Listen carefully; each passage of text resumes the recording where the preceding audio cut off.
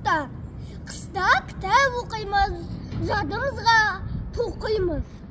Абай Құнанбаевтың «Қыс» деген өлеңін сіздерге ұсынам.